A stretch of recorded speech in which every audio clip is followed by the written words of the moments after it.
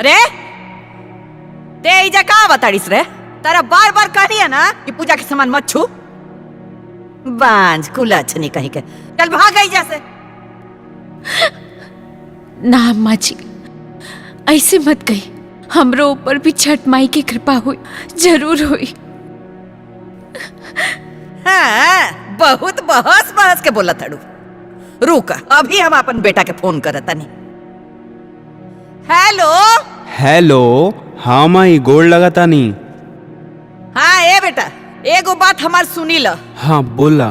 छठ के बीतते ही ई कुलच्छनी के, ई कुलजरनी के ई घर से निकाल देवे के चाहिए। अब एकर ज्यादा दिन ई घर में रहल ठीक नहीं है। तू जैसन कहा माई। छठ करिए।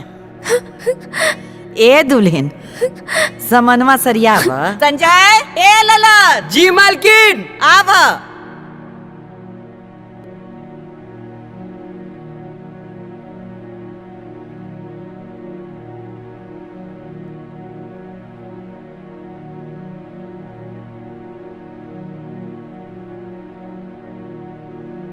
अरे छछना ढावा तड़ू। कहनी है ना कि हमार बड़की दुल्हन करी छठ, तहरे नियन बांझिन छठ करी रे। चल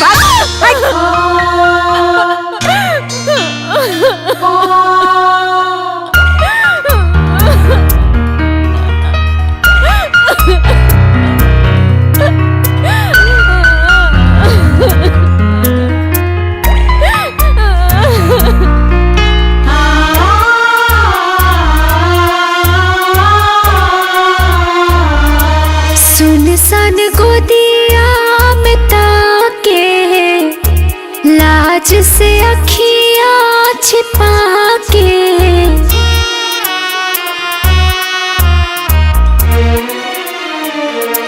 फल फल हरिया के खाए, का हुई ठेकुआ पका के, छठी घाटे तलट छितरा के, रोवेले बाझिनिया।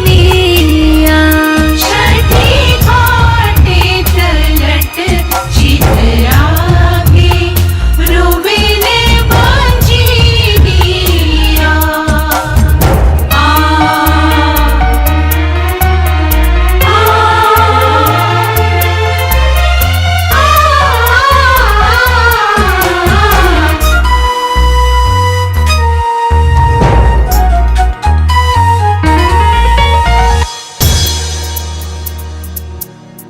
अरे बेटा। ए हट बांझिन कहीं के, चढ़ हमार लड़का के। तार पछाई हमार लड़का के पड़ जाए तो। आसरा के ज्योति जड़ले किनारा, कबो लागे मिली जिए के सहारा।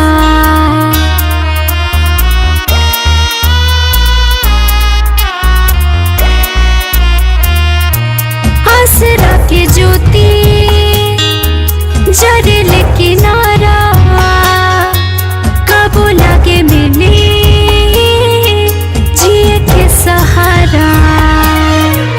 हाथ पाप ना नजर गड़ा के, देखे ले बाझिनिया। छठी घाटे तलट छितरा के, रोवेले बाझिनिया।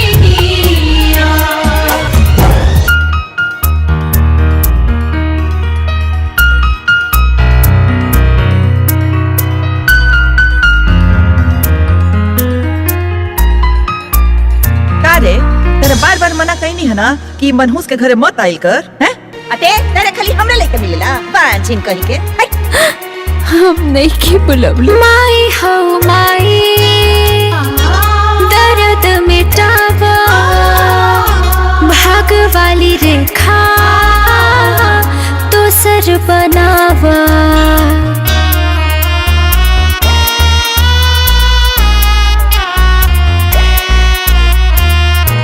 माई हो माई, दर्द मिटावा,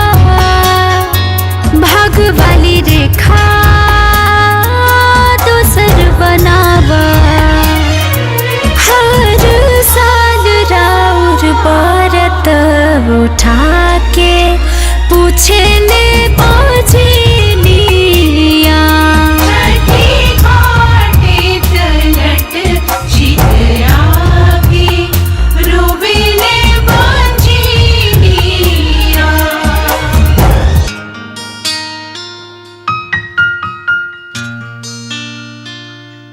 का रे सुबह सुबह कौना मनहूस से चेहरा देख लेनी हा कि दिन भर के जतरे खराब हो गई। जाए दा छठी मैया चाहिए तो इनहों के गोद भरा जाए।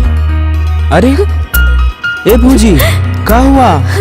रोइए मत, ये बात छठ पूजा रखिए, हम पक्का चाचा बन जाएंगे। चला हंसा ना, अरे हंसा ना।